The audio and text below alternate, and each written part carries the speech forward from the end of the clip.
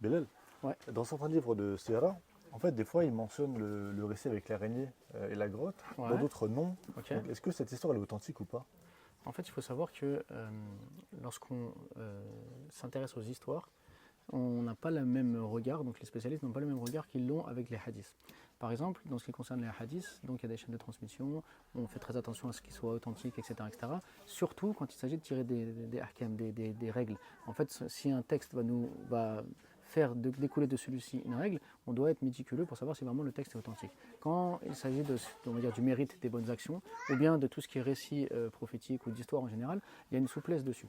Et à partir du moment où ça a été rapporté de manière, on va dire, régulière, que beaucoup de monde l'ont rapporté, et qu'on n'a pas de ahkam, donc de règles à tirer, et bien une certaine souplesse. Et donc c'est pour ça qu'on va trouver généralement dans les livres de Sira beaucoup d'informations qui n'ont pas la même rigueur qu'on va trouver dans un livre de jurisprudence ou dans un livre de dogme, etc., où là on va faire vraiment bien attention à la provenance des hadiths pour savoir si vraiment on est sûr à 100% qu'ils soient authentiques. Ensuite, il y a des hadiths qui peuvent être considérés faibles par certains, authentiques par d'autres, des hadiths qui peuvent être renforcés par d'autres hadiths. Donc c'est pas aussi simple de dire tiens, une information elle est vraie, une information elle est fausse, ce hadith il est vrai, ce hadith il est faux, etc. C'est pas aussi simple que ça.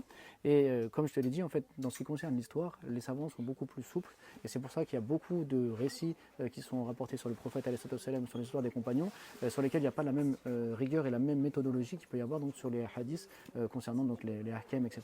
Raison pour laquelle on va trouver donc, certains auteurs qui vont être plus on va dire stricts sur le choix donc, des références qu'ils vont prendre pour écrire la sira, et d'autres qui vont être beaucoup plus larges, parce qu'à partir du moment où c'est rapporté, que c'est connu de tous, eh bien c'est accepté.